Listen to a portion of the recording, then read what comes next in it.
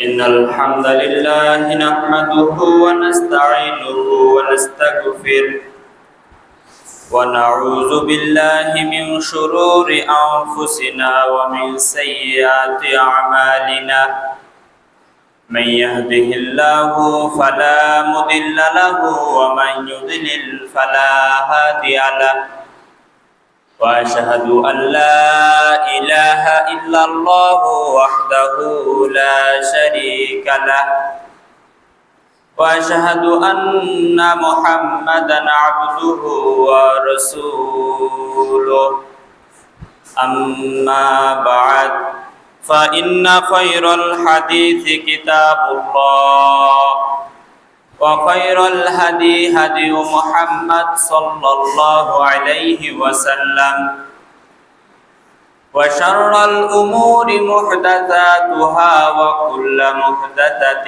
بدعة وكل بدعة ضلالة وكل ضلالة في النار بعد أعوذ بالله من الشيطان الرجيم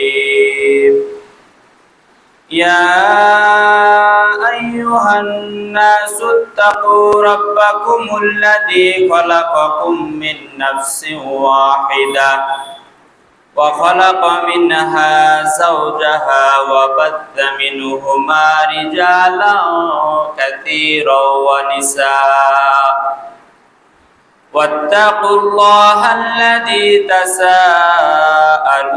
به والأرحام إن الله كان عليكم رقيبا يا أيها الذين آمنوا اتقوا الله حق تقاته ولا تموتن إلا وأنتم مسلمون يا أيها الذين آمنوا اتقوا الله وقولوا قولا سديدا يصلح لكم أعمالكم ويغفر لكم ذنوبكم ومن يطع الله ورسوله فقد فاز فوزا عظيما بعد أعوذ بالله من الشيطان الرجيم بسم الله الرحمن الرحيم قل هل يستوي الذين يعلمون والذين لا يعلمون إنما يتذكر أولو الألباب وعن أبي هريرة رضي الله تعالى عنه قال قال رسول الله صلى الله عليه وسلم كلمتان حبيبتان إلى الرحمن ثقيلتان في الميزان خفيفتان على اللسان سبحان الله وبحمده سبحان الله العظيم وعن أبي هريرة رضي الله تعالى عنه قال قال رسول الله صلى الله عليه وسلم من أطاعني دخل الجنة ومن عصاني فقد أبى رواه البخاري সমস্ত প্রশংসা সমস্ত তারিফ সেই মহান রব্বুল আলামিনের জন্য যার অশেষ মেহেরবানিতে আমরা আজকে এই পবিত্র জুমায় উপস্থিত হতে পেরেছি এজন্য তারই বারগাহে জানাই শুকরিয়া আলহামদুলিল্লাহ দরুদ ও সালাম বর্ষিত হোক আমাদের শেষ নবী হযরত মুহাম্মদ সাল্লাল্লাহু আলাইহি ওয়াসাল্লামের প্রতি যার আদর্শকে বাস্তবায়ন করা আমাদের জীবনে একমাত্র লক্ষ্য ও উদ্দেশ্য সকলে বলি সাল্লাল্লাহু আলাইহি ওয়াসাল্লাম সম্মানিত উপস্থিতি আজকে যদিও আমি আমার ব্যক্তিগত বিষয়ে কথা বলবো ইনশাআল্লাহ তবে আজকের পরের দিনই প্রচলিত কিছু নিয়ম নীতি আসতে চলেছে, যার নাম ঈদে মিলাদুন নবী, অর্থাৎ নবীর জন্মদিন। এ প্রসঙ্গে কথা বলবো ইনশাল্লাহ। তবে তার আগে আপনাদেরকে একটু ঝালাই করে নেওয়া প্রয়োজন বলে আমি মনে করছি। সম্মানিত উপস্থিতি, আপনারা জানেন আল্লাহ সুবহানাহু ওয়া তাআলা আমাদেরকে কেন সৃষ্টি করেছেন বলেন তো? আল্লাহ আমাদেরকে কেন সৃষ্টি করেছেন? তার ইবাদতের জন্য। আল্লাহ বলছেন, আল্লাযী খালাকাল মাউতা ওয়াল হায়াত, আমি মানুষের জীবন এবং মরণ সৃষ্টি করেছি, লিয়াবলুয়াকুম, তোমাদেরকে পরীক্ষা করার জন্য, আহসানু আমালা, তোমাদের মধ্যে কার আমল সর্বোত্তম। সম্মানিত উপস্থিতি, যারা বলছেন যে আল্লাহ আমাদেরকে ইবাদতের জন্য সৃষ্টি করেছেন, তারা ভালোভাবে মনে রাখবেন যে আল্লাহ আবার কোরআনে বলছেন, আল্লাহ কিন্তু সূরা জারিয়াতে 56 নম্বর আয়াতে বলছেন কি, ওমা খালাকতুল জিন্না ওয়াল ইনসা ইল্লা লিয়াবুদুন, আমি জিন এবং ইনসানকে সৃষ্টি করেছি শুধুমাত্র কেবলমাত্র আমি আল্লাহ সুবহানাহু ওয়া তাআলার ইবাদত করবে এই জন্য।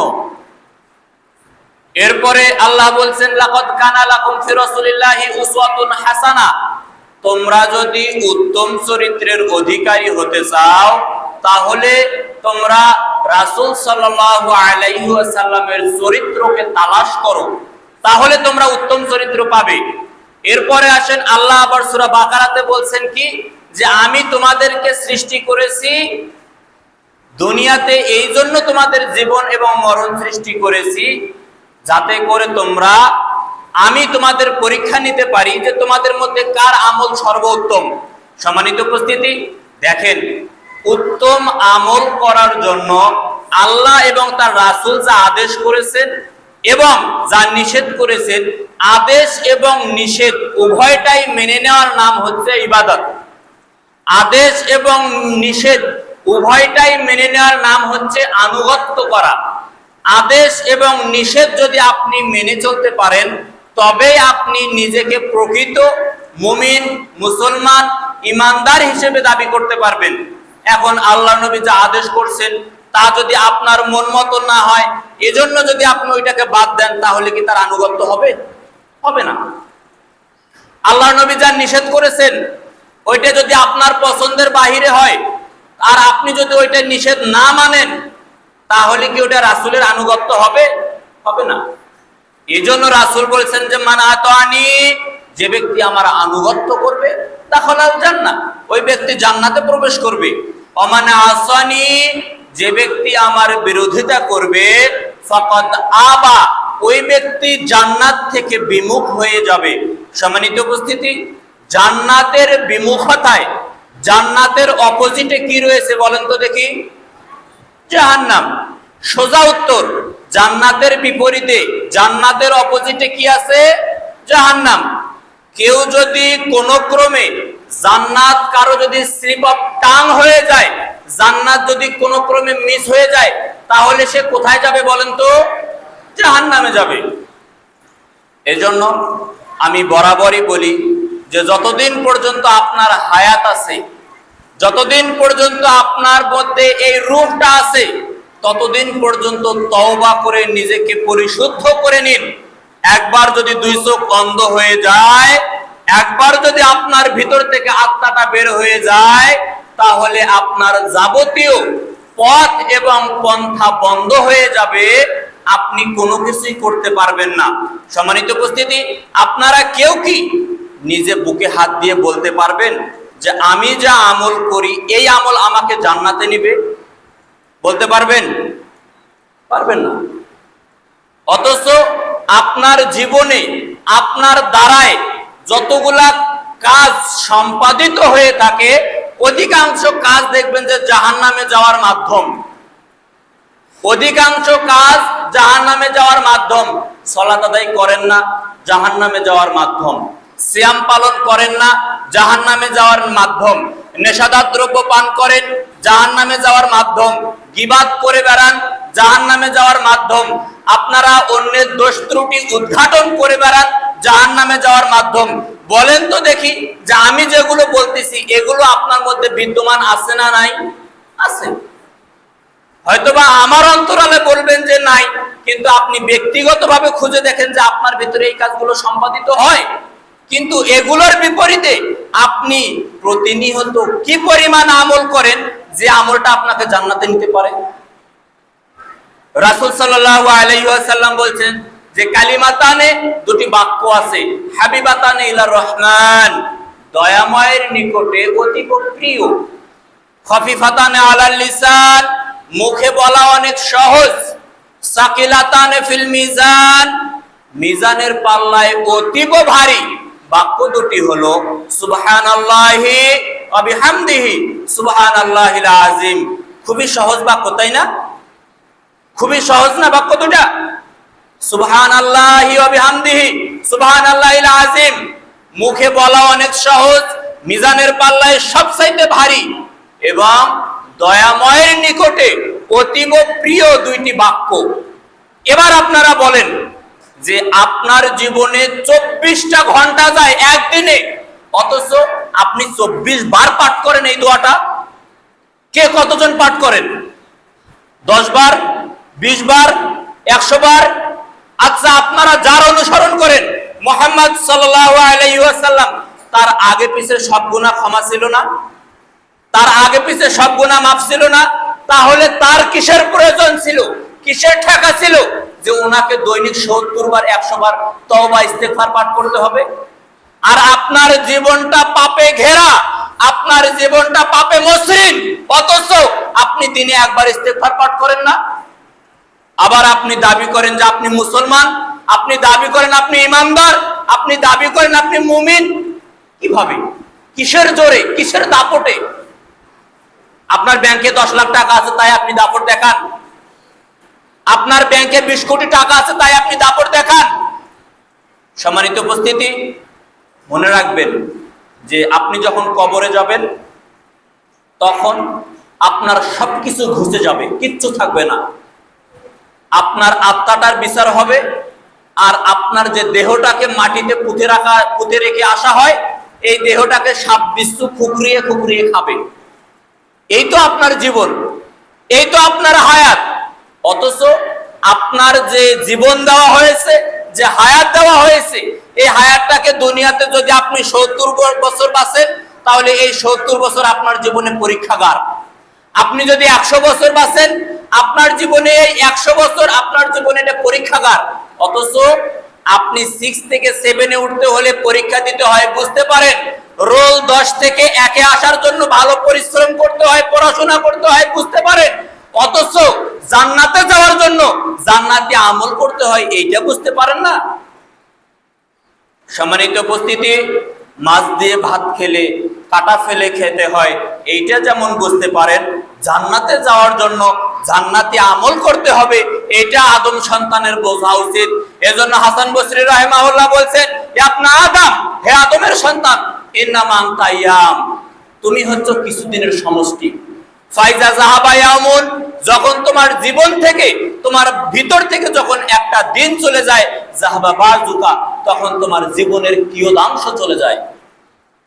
আজ এখানে যারা 50 বছরের বয়সের লোক উপস্থিত আছেন, যারা 20 বছরের যুবক ভাইরা আছেন, যারা 15 বছরের সোনামণিরা আছেন, তাদেরকে বলতেছি যে ইতিপূর্বে যা আপনি ব্যয় করে এসেছেন তা কোশ্চেন কালেও আর ফিরিয়ে আনতে পারবেন না।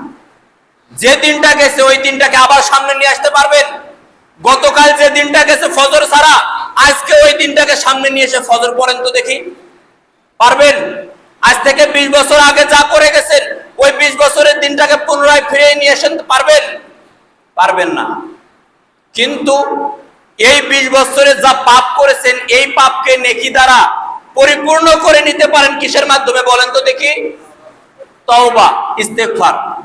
এবার বলেন তো দেখি যে 24 ঘন্টায় কে কতবার ইস্তেগফার পাঠ করেন?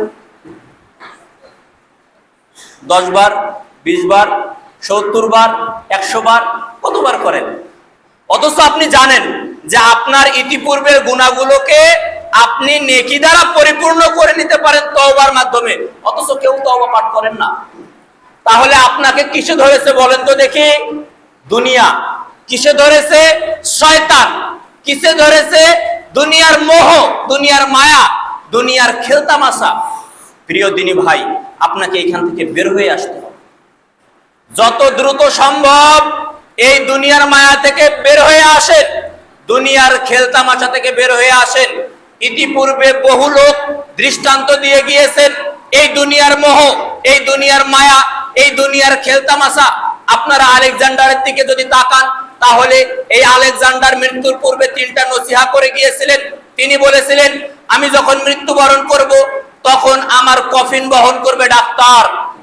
আমি যখন মৃত্যুবরণ করব তখন আমার কবর পর্যন্ত আমার সোনাদানা, আমার ধন সম্পত্তি যেন মাটিতে বিছিয়ে দেওয়া থাকে। আমি যখন মৃত্যুবরণ করব তখন যেন আমার 2 হাত আমার কাপড়ের বাইরে থাকে। তখন তাকে জিজ্ঞেস করা হলো যে, হে মহাবীর আলেকজান্ডার, আপনি কেন এভাবে কথা বলতেছেন? তখন তিনি বললেন যে, আমি ডাক্তারকে আমার কফিন বহন করতে বলেছি এই জন্য যে কোনো ডাক্তার মানুষের জীবন বাঁচাতে পারে না। আমি আমার সোনাদানা আমার রাস্তায় বিছিয়ে দিতে বলেছি এই জন্য যে আমি মৃত্যুবরণ করেছি, আমি আমার সাথে কবরে আমার সম্পদ যাচ্ছে না। আমি আমার 2 হাত আমার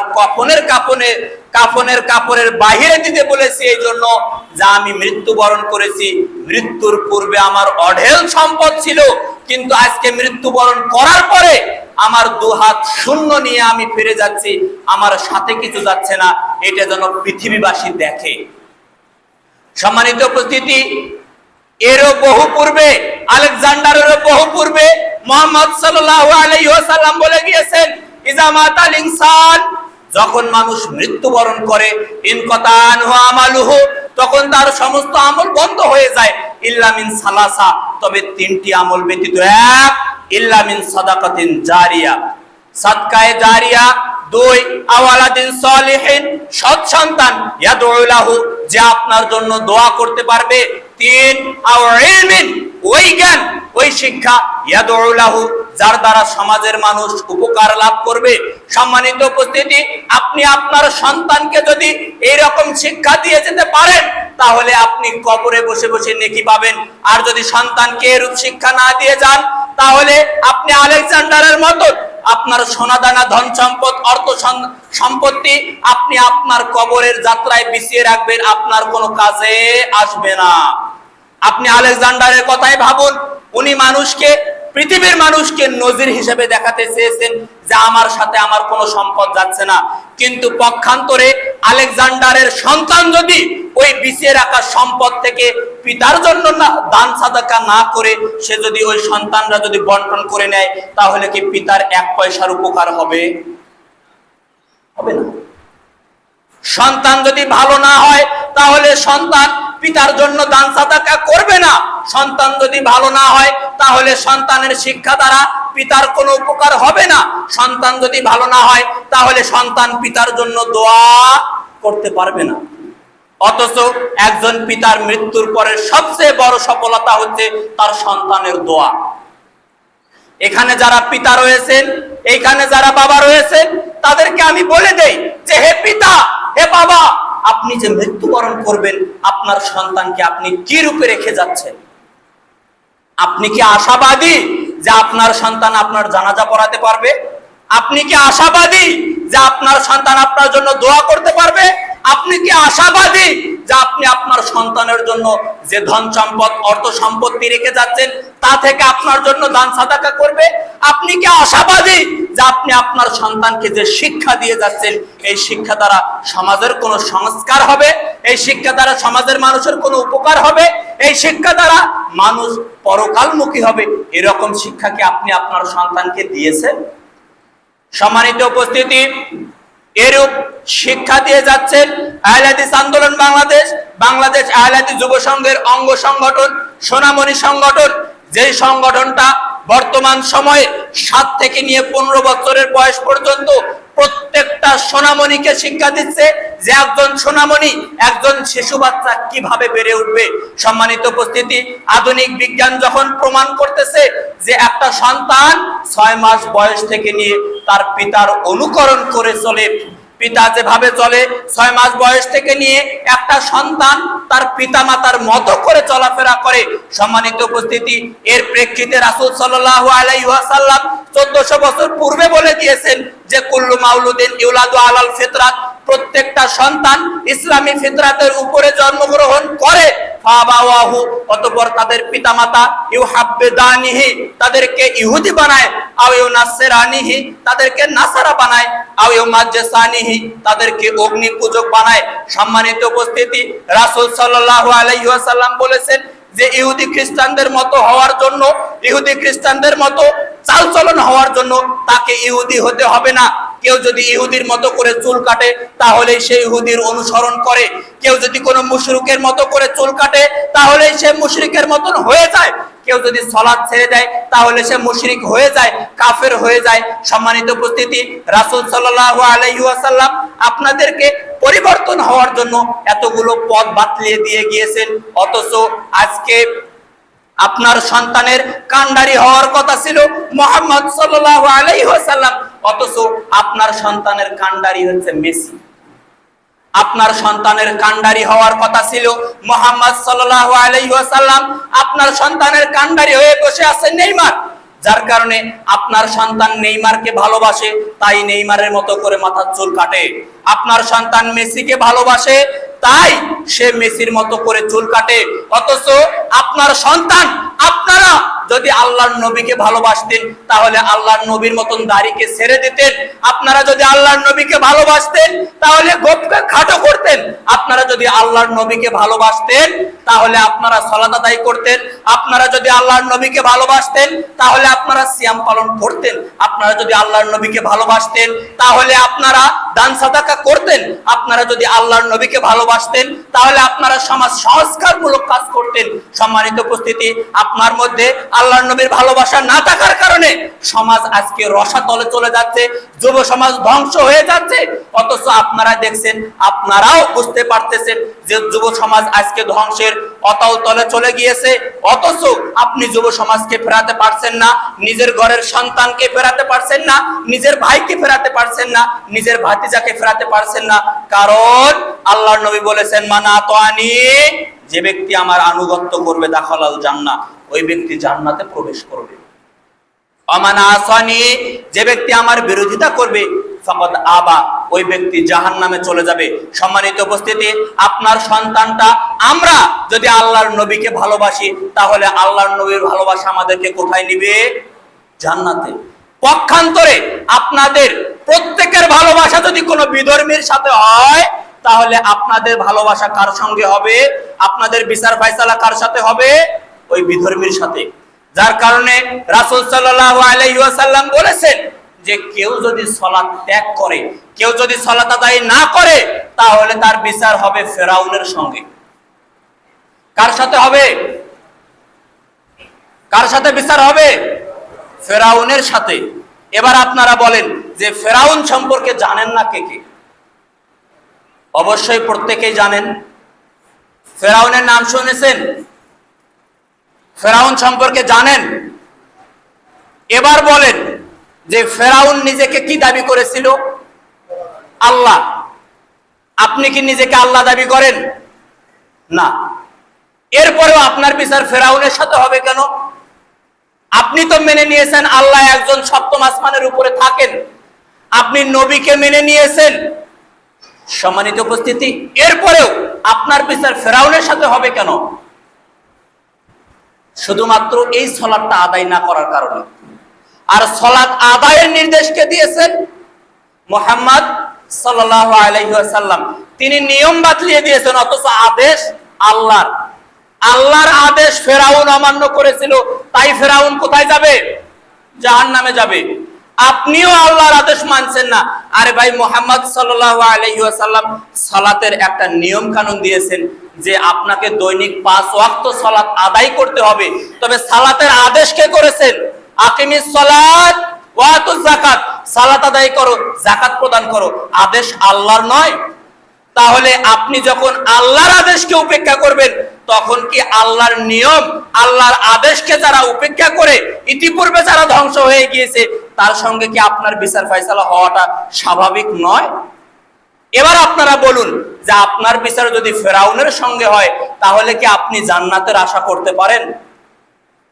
ফেরাউন কি নিজের বিচার ফয়সালায় জান্নাতে আসতে পারবে? তাহলে তার সাথে যদি আপনার বিচার হয়, তাহলে আপনি জান্নাতে আসতে পারবেন? পারবেন না।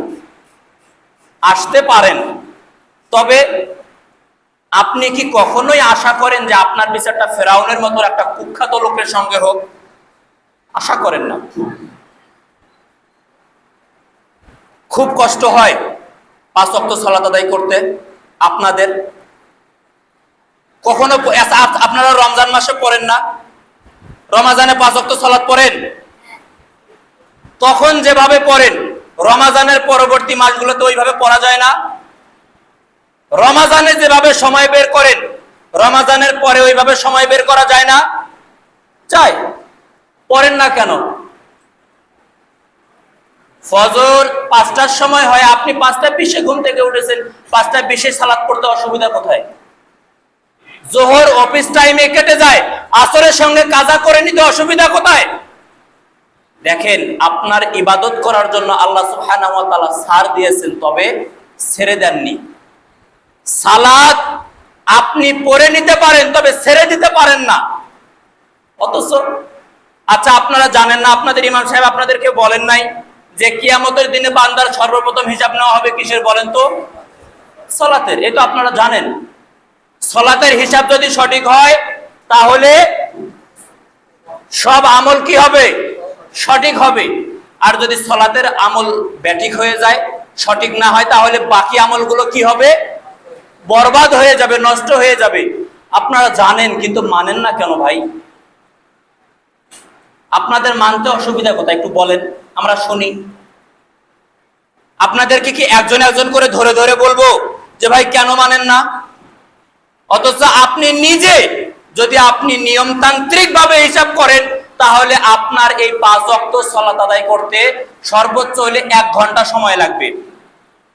আপনি 24 ঘন্টার 12 ঘন্টা অফিস টাইম কাটান আপনার সন্তান, আপনার নিজের ব্যক্তিগত জীবন, আপনার স্ত্রী, আপনার সমাজ, সবকিছু ভালো থাকার জন্য। অথচ নিজের পরকালীন ভালোর জন্য 1 ঘন্টা আল্লাহর পথে ব্যয় করতে পারবেন না? আচ্ছা, যারা অফিস করেন, যারা খেতে কাজ করেন, তারা কি কাজের ফাঁকে, কর্মের ফাঁকে সুবহানাল্লাহি ওয়া বিহামদিহি সুবহানাল্লাহিল আযীম বলা খুবই কষ্টকর, খুব সময় নষ্ট করবে। আচ্ছা, আপনি অফিসে বসে কম্পিউটার চাপছেন, আপনার অফিসিয়ালি ডিউটি, আপনি এর মাঝেই যদি একবার সুবহানাল্লাহি ওয়া বিহামদিহি সুবহানাল্লাহিল আযীম বলেন, তাহলে কি আপনার অফিস টাইম নষ্ট হবে? এবার যদি জিজ্ঞেস করি যে কতজন পাঠ করেন, একজনও বের হবেন না, হয়তো বা 11 জন হবেন, হাতে গোনা 2-1 জন 4 জন হবেন। অথচ এখানে যদি বলি যে কে কে জান্নাতে যাবেন, হাত তোলেন তো, সবাই হাত তুলবেন। প্রত্যেকেই জান্নাতে যেতে চান, অথচ জান্নাতে যাওয়ার মতন আমল কারো ঝুলিতে নেই। প্রত্যেকেই জাহান্নাম থেকে বাঁচতে চান, অথচ জাহান্নাম থেকে বাঁচার জন্য আপনার জীবনে কোনো পদক্ষেপ নাই। দুনিয়াতে কিভাবে ভালো থাকা যাবে প্রত্যেকটা পদক্ষেপ অবলম্বন করতেছেন। হালাল হোক হারাম হোক মেনে নিচ্ছেন, অথচ হালাল কাজ করে আপনি জান্নাতে যাওয়ার জন্য প্রস্তুত নন। আপনি হালাল কাজ করে জান্নাতে যাওয়ার জন্য প্রস্তুত নন। জান্নাতের আপনি আশাধারী, তবে জান্নাত আপনার কাছ থেকে দিন দিন বহু দূরে সরে যাচ্ছে আপনার এই ব্যর্থতার জন্য। ব্যর্থতা কিসে? ইবাদতে। ব্যর্থতা কিসে? নিজের অন্তরের কাছে। ব্যর্থতা কিসে? নিজের ব্যক্তিত্বের কাছে।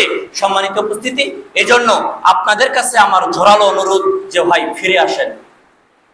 আপনার রব আপনাকে প্রত্যেক রাতের শেষ তৃতীয়াংশে এসে বলে, উদউনি, কে আসো, আমাকে ডাকো, ফাস্তাজিব লাহু, আমি তোমাদের ডাকে আস্তাজিব লাকুম, আমি তোমাদের ডাকে সাড়া দিব। এটা কে বলেন? কে বলেন? আল্লাহ বলেন। এবার বলেন তো দেখি যে আপনার বন্ধু যদি বলে যে চলো রংপুর চিড়িয়াখানা থেকে ঘুরে আসি, আপনার যাবতীয় ব্যস্ততা ব্যতি রেখে আপনি যান। আপনার আব্বু যদি ডাকে তাহলে আপনি সব কাজ ফেলে রেখে বাপের ডাকে সাড়া দেন। কিন্তু আপনার মহান রব, মহান সৃষ্টিকর্তা আপনাকে ডাকে, অথচ আপনি তার ডাকে সাড়া দেন না। রাসূল সাল্লাল্লাহু আলাইহি ওয়াসাল্লাম বলেছেন যে আল্লাহ সুবহানাহু ওয়া তাআলা প্রত্যেক রাতের শেষ তৃতীয়াংশে প্রথম আসমানে নেমে এসে বলেন, মাইয়াদুনি, কে আছো আমাকে ডাকো, ফাস্তাজিবা লাহু, আমি তার ডাকে সাড়া দিব। ওমাইয়া সালুনি, কে আছো আমার নিকটে চাও, ফাউতিয়াহু, আমি তার চাওয়া পূর্ণ করে দিব। ওমাইয়া সালুনি, কে আছো আমার নিকটে, ওমাইয়াস্তাগফিরুনি, কে আছো আমার নিকটে ইস্তিগফার করো, ফাগফির লাহু, আমি আল্লাহ ক্ষমা করে দিব। এবার আপনারা বলেন যে শেষ রাত কখন হয়? আপনি তো, আপনার কাছে তো একটা ফোন আছে, আপনি এই ফোনটাতে রাত 1টা পর্যন্ত গেমস খেলেছেন, আপনি আপনার এই ফোনটাতে 1টা পর্যন্ত রিলস দেখেছেন, এরপরে আপনি 1টার সময় ঘুমিয়েছেন, আর সকাল 10টার সময় আপনি ঘুম থেকে ওঠেন। আপনার কাছে তো শেষ রাত বলতে কোনো রাত নাই, আপনার কাছে শুধুমাত্র ঘুম আছে, রাত বলতে কোনো কিছু নাই। অথচ রাসূল সাল্লাল্লাহু আলাইহি ওয়াসাল্লাম এশার সালাতের পরে কথা বলাকে অপছন্দ করতেন, অথচ আপনি কথা বলেন না, তবে ফোন চালান। আপনি কথা বলেন না, আপনার সন্তানটা কান্না করে, আপনি তাকে গেমস দিয়ে, কার্টুন দিয়ে আপনি তার কান্না থামিয়ে রাখেন। তাহলে একটা সন্তানকে নষ্ট করেছে কারা বলেন তো? পিতামাতা। একটা সন্তানকে নষ্ট করেছে কে বলেন তো? অভিভাবক। একটা সন্তানকে নষ্ট করেছে কে বলেন তো? ফোন। তবে আপনি আগে ফোনের দোষ দিতে পারবেন না, আপনি আগে ফোনের দোষ দিতে পারবেন না। কেন? কারণ ফোনকে দোষ দেওয়ার আগে নিজেকে দোষ দেন। ফোন আপনার সন্তানের হাতে গেল কিভাবে? সন্তান কান্না করে, মা তার সন্তানকে কার্টুন দেখিয়ে সন্তানের কান্না থামিয়ে দেয়। সন্তান জেদ করে, তাই পিতা তাকে 20,000 টাকা দিয়ে ফোন কিনিয়ে দেয় সন্তানের জেদ মেটানোর জন্য। কই, সন্তানের আমলের চাহিদা মেটানোর জন্য কোনোদিন তো ফজরে ডাকলেন না। কই, সন্তানের জান্নাতে যাওয়ার জন্য, জান্নাতে আমল করার জন্য কোনোদিন তো কোরআন পড়তে বললেন না, কোনোদিন হাদিস চর্চা করতে বলেছেন? আপনার সন্তানকে এখন যদি ধরে ধরে জিজ্ঞেস করি যে ওকে 10টা খেলোয়াড়ের যদি নাম বলতে বলি, ও বলতে পারবে। আর ওকে যদি বলি যে 10 জন সাহাবীর নাম বলো, ও বলতে পারবে না। আবার ওই নাকি মুসলমান, ওই নাকি রাসূলের আনুগত্য করে, ওই নাকি রাসূলের শাফাআতের কাম্য। ওকে যদি আমি 10টা কবিতা বলতে বলি, ও বলতে পারবে। আমি যদি ওকে 10টা ধাঁধা বলতে বলি, ও বলতে পারবে। আমি যদি ওকে 10টা কৌতুক বলতে বলি, তাহলে ও বলতে পারবে।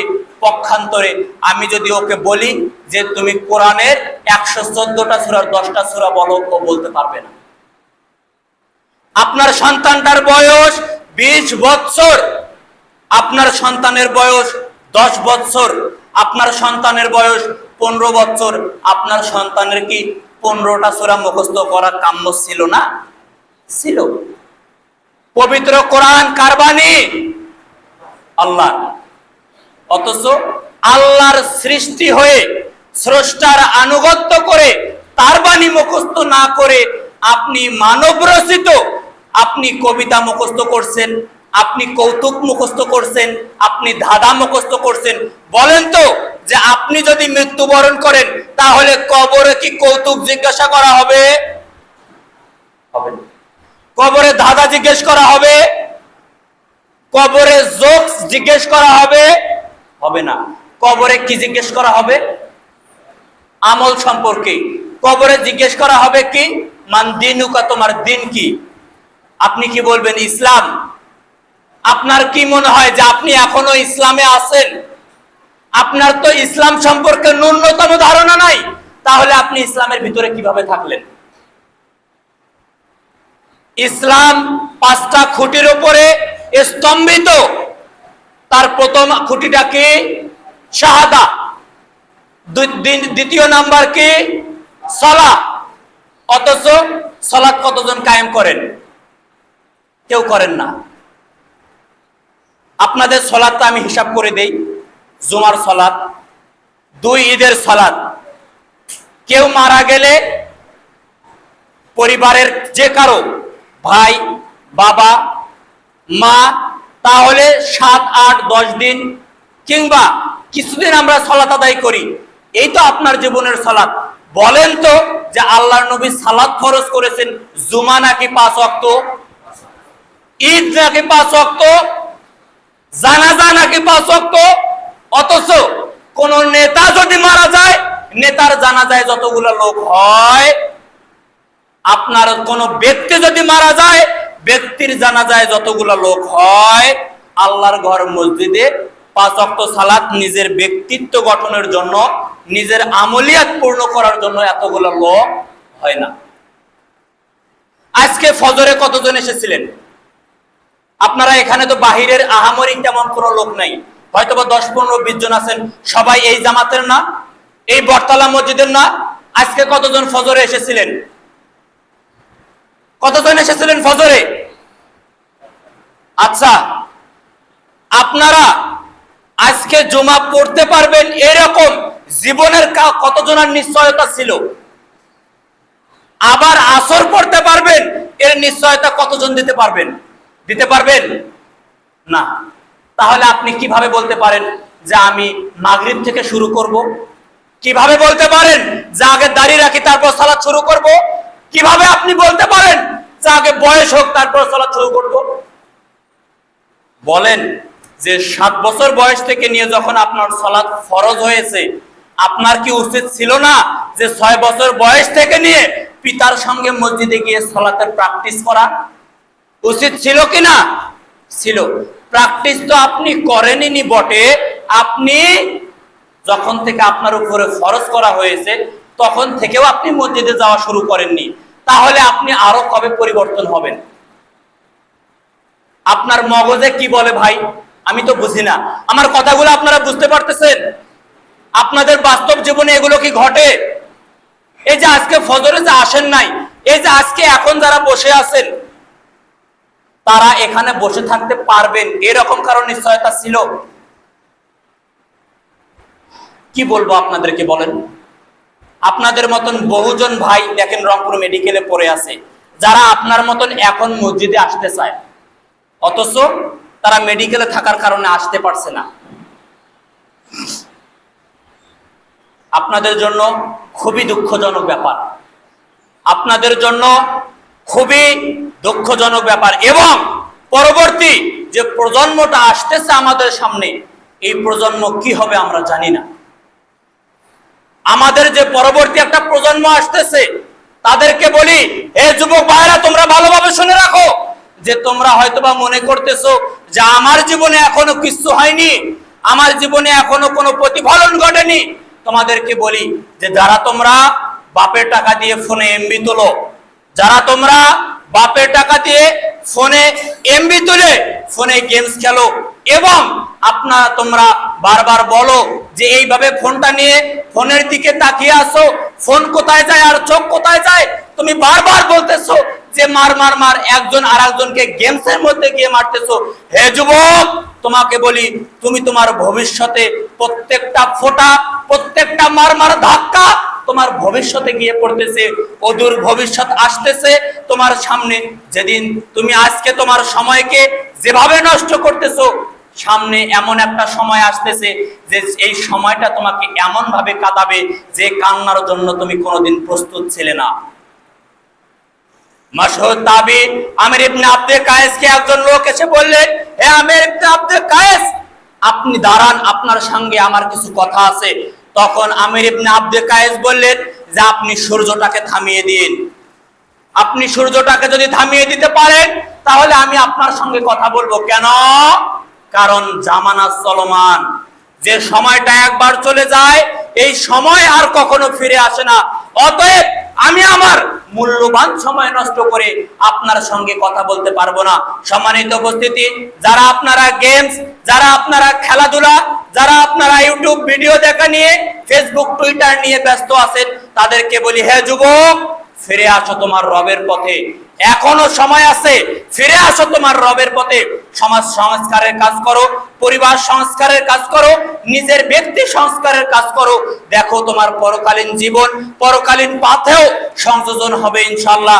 সম্মানিত উপস্থিতি, আমরা যারা মুরব্বীরা আছি তাদেরকে বলতেছি যে আপনারা যুবকদেরকে মসজিদে আসার ব্যাপারে, মসজিদে তালিম বৈঠক করার ব্যাপারে, মসজিদ থেকে নিয়ে দাওয়াতি কার্যক্রমের ব্যাপারে আপনারা সোচ্চার হন, নয়তো অদূর ভবিষ্যতে আসতেছে যে আপনারা আপনাদের জন্য আপনাদের মৃত্যুর পরে দোয়া করার মতন লোক আর খুঁজে পাবেন না। এখন যদি আপনাদের একজনকে আমি যদি দাঁড় করাই, একজন করে যদি দাঁড় করাই, আর যদি বলি যে বলো তোমার পিতার জন্য তুমি কি দোয়া করবে, আপনার সন্তান বলতে পারবে না। আপনার সন্তানকে যদি বলি যে দেখো তোমার পিতা তোমার জন্য 30 বছর যাবত খাটাখাটনি করতেছেন, তোমার জন্য বাড়ি করেছেন, তোমার জন্য গাড়ি করেছেন, তুমি তোমার পিতার জন্য কত টাকা দান করেছো, আপনার সন্তান হিসাব দিতে পারবে না। হিসাব দিতে পারবে না তার মানে এই নয় যে আপনার জন্য সে বেহিসাবি দান করেছে, মানে সে কোনো দানই করেনি, যার কারণে তার কাছে কোনো হিসাব নেই। সম্মানিত উপস্থিতি, এই জন্য যারা কচিকাচা বাচ্চাগুলো আছে আপনারা এদেরকে সাথে নিয়ে সালাতে আসবেন। আপনারা যারা জুমার দিনে টাকা নিয়ে আসেন কিংবা ফকির মিসকিনকে যখন আপনারা দান সাদাকা করেন, তখন আপনি যদি আপনার পকেট থেকে 10 টাকা দেন, তাহলে আপনি আপনার ওই সন্তানের হাতে 5 টাকা দিয়ে, তার হাত দিয়ে দানের কৌটায়, তার হাত দিয়ে কোনো ফকির মিসকিনকে দেওয়া শেখান। তাহলে আপনার মরার পরেও, আপনার মৃত্যুবরণ করার পরেও আপনার ওই সন্তানটা আপনার জন্য দান সাদাকা করবে, এটা আপনি আশা রাখতে পারেন। কিন্তু আপনার সন্তানকে আপনি টাকা দিচ্ছেন, আপনার সন্তানকে আজ 50 টাকা দেন, কাল 20 টাকা দেন, পরের দিন 100 টাকা দেন, আপনার সন্তান আপনার এই মূল্যবান টাকাকে জমিয়ে একদিনে ডাটা কিনে আপনার সন্তান দিনের পর দিন রিলস, দিনের পর দিন গেমস, দিনের পর দিন ফোনে ডিভাইসে সময় নষ্ট করতেছে। আর এরপরে আপনি গিয়ে বলবেন যে ভাই আমি ফেরার খুবই চেষ্টা করতেছি, আমি ফিরে আসার খুবই চেষ্টা করতেছি, আমি রবের দিকে ফিরতে চাই, ভাই আমি কেন জানি পারতেছি না। আরে ভাই, আপনি 20 বছর থেকে রবের দিক থেকে, আপনি রবের পথ থেকে ছুটে গিয়ে শয়তানের পথ অনুসরণ করেছেন, শয়তানের পথে আপনি চলাফেরা করেছেন।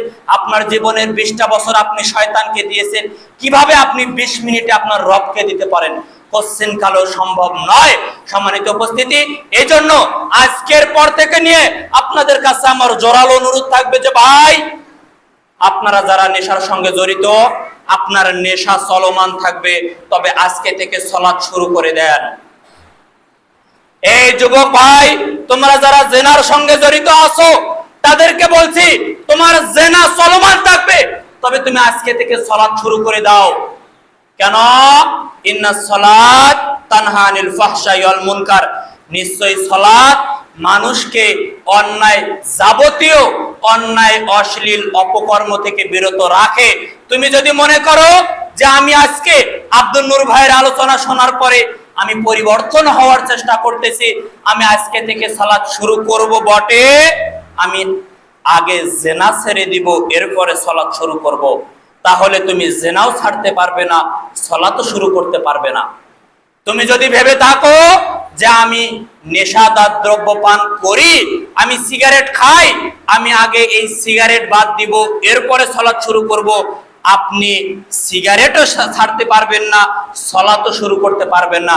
আপনি যদি ভেবে থাকেন যে আমার মুখে দাড়ি নেই, আমি আগে দাড়ি রাখবো, এরপরে সালাত শুরু করব, তাহলে আপনি দাড়িও ছাড়তে পারবেন না, সালাতও শুরু করতে পারবেন না। অতএব সালাত শুরু করে দেন, আপনার মন্দ আমলগুলো ভালো কাজ দ্বারা দুর্বৃত হয়ে যাবে ইনশাআল্লাহ। সম্মানিত উপস্থিতি, এজন্য আল্লাহ সুবহানাহু ওয়া তাআলা বলছেন যে তোমরা মন্দ করার পরে তোমরা ভালো কাজ করো, কেননা ভালো মন্দকে দুর্বৃত করে দিতে পারে। অতএব আপনাদের কাছে আমার জোরালো অনুরোধ থাকবে যে ভাই আমার, রবের দিকে ফিরে আসুন, রবের পথে ফিরে আসুন, রবের নিকটে নত হয়ে যান, রব আপনাকে ক্ষমা করে দিবে। আপনি যদি আপনার রবকে একবার বলেন যে হে রব, আমি ইতিপূর্বে যা করেছি আমার সব ভুল ছিল, আমি আজকে জুমার পূর্ব মুহূর্ত পর্যন্ত যা করেছি আমার জীবনে সবই ভুল ছিল, আজকের পর থেকে নিয়ে আমি যা করব আর কোনোদিন ভুল পথে পা বাড়াবো না, তাহলে আপনার রব আপনার জন্য কি করবে জানেন? ইতিপূর্বের সব ভুলগুলো নেকি দ্বারা পরিবর্তন করে দিবেন। সুবহানাল্লাহ। সম্মানিত উপস্থিতি, এই জন্য আপনাদের নিকটে আমার জোরালো অনুরোধ, আবারও বলছি, করজোরে অনুরোধ করছি যে আজকে আপনাদেরকে হাত উঠিয়ে কে কে সালাত আদায় করেন, কে কে সালাত আদায় করেন না, কে কে তাসবিহ তাহলিল করেন, কে কে তাসবিহ তাহলিল করেন না, কে কে জিকির আজগার করেন, কে কে জিকির আজগার করেন না, হাত তুলিয়ে আপনাদেরকে লজ্জা দিলাম না। তবে পরবর্তীতে যদি আবার কখনো আসি তাহলে আমি আপনাদের কাছ থেকে হাত তুলিয়ে দেখে নিব যে কে কে সালাত শুরু করেছেন। আপনারা সালাত শুরু করবেন তো ইনশাআল্লাহ? দেখেন, এটা কিন্তু রবের ঘর। আপনি কার ঘরে বসে আছেন বলেন তো? রবের ঘরে, আল্লাহর ঘরে বসে আছেন। আল্লাহর সৃষ্টি হয়ে সৃষ্টিকর্তার সঙ্গে গাদ্দারি করবেন? ইতিপূর্বে যারা ফেরাউন গাদ্দারি করেছে ধ্বংস হয়ে গিয়েছে, কারুন গাদ্দারি করেছে ধ্বংস হয়ে গিয়েছে, নমরুদ গাদ্দারি করেছে ধ্বংস হয়ে গিয়েছে, সাদ্দাত গাদ্দারি করেছে ধ্বংস হয়ে গিয়েছে। বর্তমান জামানার কোন মুসলমান যদি আল্লাহর সঙ্গে গাদ্দারি করে তাহলে আল্লাহ ওই মুসলমানকেও ধ্বংস করে দিতে দ্বিধাবোধ করবে না। অতএব রবের ঘরে বসে থেকে রবকে ওয়াদা করে, রবকে কথা দিয়ে দয়া করে আপনারা ধ্বংসপ্রাপ্তদের কাতারে পড়বেন না, বরঞ্চ আপনারা মুক্তিপ্রাপ্তদের পথে ফিরে আসেন। আপনাদের কাছে এই কামনাই করি। আল্লাহ সুবহানাহু ওয়া তাআলা আপনাদের প্রত্যেককে বুঝদান করুন। আল্লাহুম্মা আমিন। সম্মানিত উপস্থিতি, আমরা প্রত্যেকই আহলে হাদিস, তাই না? আহলে হাদিস মানে কি বলেন তো? পবিত্র কোরআন এবং সহিহ হাদিসের নির্ভীক অনুসারী, তার নাম কি? আহলে হাদিস। আহলে হাদিস হওয়ার জন্য মনে হয় মুখে দাড়ি লাগে না, তাই না? আহলে হাদিস হলে সালাত লাগে না, আহলে হাদিস দাবি করলে সিয়াম লাগে না, আহলে হাদিস দাবি করলে সমাজ সংস্কারের কাজ লাগে না। যারা আহলে হাদিস বলতেছেন তারা কি আহলে হাদিস জপতে জপতে জান্নাতে চলে যাবেন? জি না। আহলে হাদিস কোন তান্ত্রিক কোন দল নয়। আহলে হাদিস এটা একটা বৈশিষ্ট্যগত নাম। কিন্তু আপনি আহলে হাদিস দাবি করতেছেন, তার মানে এই নয় যে এই দাবি আপনাকে জান্নাতে নিয়ে যেতে পারে। বরঞ্চ আহলে হাদিস দাবি করে কেউ যদি প্রখ্যাত কোরআন এবং সহিহ হাদিস মেনে চলতে পারে তাহলেই সে জান্নাতে যেতে পারবে। আহলে হাদিস মানে আপনাকে 5 ওয়াক্ত সালাত জামাতের সঙ্গে আদায় করতে হবে। আহলে হাদিস মানে আপনাকে সিয়াম পালন করতে হবে। আরে ভাই, আহলে হাদিস মানেই হলো মা আতাকুমুর রাসূলু ফাখুযু ওয়া মা নাহাকুম আনহু ফান্তাহু। রাসূল যা দিয়েছেন তা আপনাকে মেনে চলতে হবে, রাসূল যা নিষেধ করেছেন তা আপনাকে বর্জন করতে হবে। এর নামই হচ্ছে প্রকৃত আহলুল হাদিস। আমাদের আহ্বান, আসুন পবিত্র কোরআন এবং সহিহ হাদিসের আলোকে জীবন গড়ি। সম্মানিত উপস্থিতি, আপনারা জানেন আহলে হাদিস আন্দোলন বাংলাদেশ, বাংলাদেশ আহলে হাদিস যুব সংঘের অঙ্গ সংগঠন আহলে হাদিস সোনামণি নামে একটা সংগঠন আছে, যেখানে 7 থেকে নিয়ে 15 বছরের বাচ্চাদেরকে নিয়ে আমরা কাজ করি। সম্মানিত উপস্থিতি, এই যে আপনারা একটা লিফলেট দেখতে পারতেছেন, এই লিফলেটটা একটা মাত্র লিফলেট। আপনি যদি আপনার বাচ্চাকে যদি আপনার বাচ্চার জীবনে যদি প্রতিফলন ঘটান, তাহলে আপনার বাচ্চা জান্নাতে যাওয়ার মাধ্যম হবে। আপনার বাচ্চাটা জান্নাতে যাওয়ার মাধ্যম হবে তো হবে, আপনারও জান্নাতের কান্ডারি হয়ে যাবে আপনার এই সন্তানটা। কিভাবে? দেখেন, আমরা এই পরিচিতিটাতে 10টা গুণাবলী রেখেছি। তার 1 নাম্বার গুণাবলী হচ্ছে যে জামাতের সাথে আউয়াল ওয়াক্ত সালাত আদায় করা। আপনার এইখানে যারা 7 থেকে নিয়ে 15 বছর বয়সের আছে, তারা প্রত্যেকেই হচ্ছে এক একটা সোনামণি, এক একটা ফুটন্ত গোলাপ। এই সোনামণিদেরকে আজকে আপনি যেই পথে পরিচালিত করবেন, আজ থেকে নিয়ে 15 বছর 20 বছর পরে ওই সোনামণিটা ওই পথেই পরিচালিত হবে। অতএব এই সন্তানটা যদি আজকে গান বাজনা, বাদ্যযন্ত্র, কোন তন্ত্র মন্ত্রের পথে পরিচালিত হয়, তাহলে ও ওই পথেই বেড়ে উঠবে। আর আপনি আপনার সন্তানটাকে যদি কোরআন শিক্ষা দেন, আপনি আপনার সন্তানটাকে যদি হাদিস শিক্ষা দেন, সালাতের শিক্ষা দেন, তাহলেই আপনার এই সন্তানটা প্রকৃত অর্থে আপনার জন্য দোয়া করতে পারবে, জান্নাতি হতে পারবে, সমাজ সংস্কারমূলক কাজ করতে পারবে। সম্মানিত উপস্থিতি, আপনারা অনেকেই বলেন যে আমার সন্তানটা বড় হলে সালাত আদায় করবে। অনেকেই বলেন না এই কথা, যে আপনার সন্তানটার বয়স 10 বছর, আমরা যদি বলি যে আপনার সন্তান সালাত আদায় করে, তাহলে আপনি কি জবাব দেন? যে সন্তান বড় হলে সালাত শুরু করবে, কিংবা আরো বুঝলে সালাত শুরু করবে। কিন্তু পক্ষান্তরে দেখা যায় যে 20 বছর বয়স হয়ে গিয়েছে, অথচ সন্তানের এখনো সালাত বোঝার বয়স হয়নি, অথচ ওর রিলেশন বোঝার বয়স হয়ে গিয়েছে, ওর প্রেম প্রীতি বোঝার বয়স হয়ে গিয়েছে, ওর বিবাহ বোঝার বয়স হয়ে গিয়েছে, অথচ ওর সালাত বোঝার বয়স হয়নি। তাহলে সন্তানটাকে কে নষ্ট করলো ভাই? প্রেম প্রীতি নষ্ট করছে? বিবাহ নষ্ট করছে? না, পিতামাতাই তো নষ্ট করে ফেললো। এখন যদি ওই পিতামাতাই সালাত আদায় না করে, তাহলে কি ওই সন্তানটা সালাত আদায় করবে? আপনাদের কি মনে হয় আদৌ কি ওই সন্তানটা সালাত আদায় করবে? করবে না। অতএব আমাদের 1 নাম্বার গুণাবলী হচ্ছে জামাতের সঙ্গে আউয়াল ওয়াক্তে সালাত আদায় করা। 2 নাম্বার, দৈনিক বাদ ফজর কমপক্ষে 15 মিনিট কোরআন তেলাওয়াত করা এবং নিয়মিত পাঠ্যপুস্তক অধ্যয়ন ও দিনিয়াত শিক্ষা করা। 3 নাম্বার, পিতামাতা, শিক্ষক, মুরব্বী, পরিচিত অপরিচিত সকল মুসলমানকে সালাম দেওয়া, মুসাফা করা এবং মুসলিম অমুসলিম সকলের সঙ্গে হাসি মুখে কুশল বিনিময় করা। 4 নাম্বার, ছোটদের স্নেহ, বড়দের সম্মান করা এবং আত্মীয় স্বজন ও পাড়া প্রতিবেশীর সঙ্গে সুন্দর ব্যবহার করা। 5 নাম্বার, সদা সত্য কথা বলা, সর্বদা ওয়াদা পালন করা ও আমানত রক্ষা করা। 6 নাম্বার, যে কোনো শুভ কাজ বিসমিল্লাহ বলে শুরু করা ও আলহামদুলিল্লাহ বলে শেষ করা। 7 নাম্বার, মিসওয়াক সহ ওযু করে ঘুমানো ও ঘুম থেকে উঠে ভালোভাবে মিসওয়াক সহ ওযু করা এবং প্রত্যেক সকালে উন্মুক্ত বায়ু সেবন ও হালকা ব্যায়ামের মাধ্যমে স্বাস্থ্যবান হওয়া। 8 নাম্বার, সেবা, ভালোবাসা ও আনুগত্যের মাধ্যমে নিজেকে আদর্শবান হিসেবে গড়ে তোলা। 9 নাম্বার, বৃথা তর্ক, ঝগড়া, মারামারি এবং রেডিও টিভির বাজে অনুষ্ঠান ও অসৎ সঙ্গ এড়িয়ে চলা।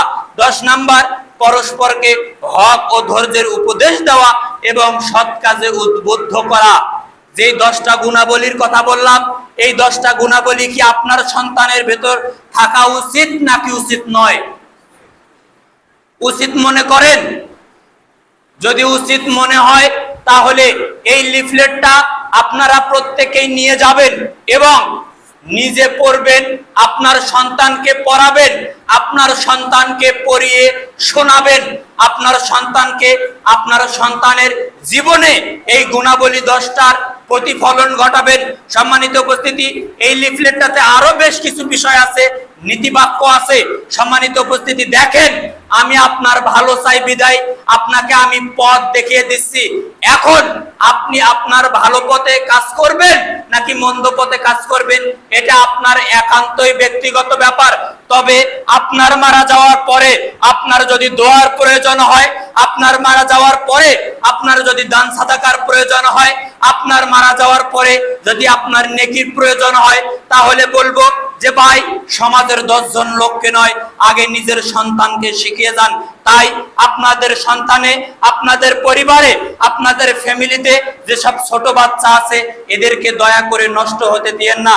সম্মানিত উপস্থিতি, এরপরে একটা বই আছে, এই বইটার নাম হচ্ছে সোনামণি প্রতিভা। একটা ছোট বাচ্চা প্রতিভা কিভাবে বিকশিত হতে পারে, এইখানে প্রত্যেকটা তার উল্লেখ করা আছে। সম্মানিত উপস্থিতি, আপনারা হয়তোবা বলতে পারছেন যে ভাই, আপনি এই বইটার অ্যাড করছেন নাকি? দুঃখিত, আমি এই বইয়ের অ্যাড করতেছি না। আপনাদেরকে বলি যে এই বইটা শুধুমাত্র সারা বাংলাদেশ নয়, বাংলাদেশের বাহিরেও মানুষ কুরিয়ার করে সেল করে নেয়। হয়তোবা আপনাদের জানা না থাকার কারণে হয়তোবা আপনারা এই বইটা কেনেন না। বইটার দাম হচ্ছে মাত্র 20 টাকা। এই বইটা 2 মাসে একবার বের হয়। সম্মানিত উপস্থিতি, এই বইটাতে আছে কোরআনের আলো, এই বইটাতে আছে হাদিসের আলো, এই বইটাতে আছে আপনার সার্বিক জীবনের জ্ঞান উন্নয়নমূলক পড়াশোনা, জ্ঞান উন্নয়নমূলক লেখাপড়া। সম্মানিত উপস্থিতি, এই বইটা আপনারা 20 টাকা দিয়ে নিয়ে যাবেন। আমি আশা করি যে এই বইটা আপনার জীবনে, আপনার ব্যক্তিগত জীবনে এবং আপনার সন্তানের বেড়ে ওঠার জন্য যথেষ্ট হবে বলে আমি আশা করি। সম্মানিত উপস্থিতি, আপনার সন্তান স্কুল কলেজ ভার্সিটিতে যা শেখে তা চাকরি করে 70 বছর পরে আর কোনো কাজে দিবে না, কিন্তু এই বই থেকে যদি একটা আয়াত মুখস্থ করে তাহলে ওই আয়াতটা কাল কবরে, কাল কিয়ামতের মাঠে আপনার সন্তানের পরকালীন পাতেও হিসেবে সংযোজন হবে ইনশাআল্লাহ। সম্মানিত উপস্থিতি, এই কথা বলে আমি আমার সংক্ষিপ্ত কথা এখানেই শেষ করছি। ওমা আলাইনা ইল্লাল বালাগ।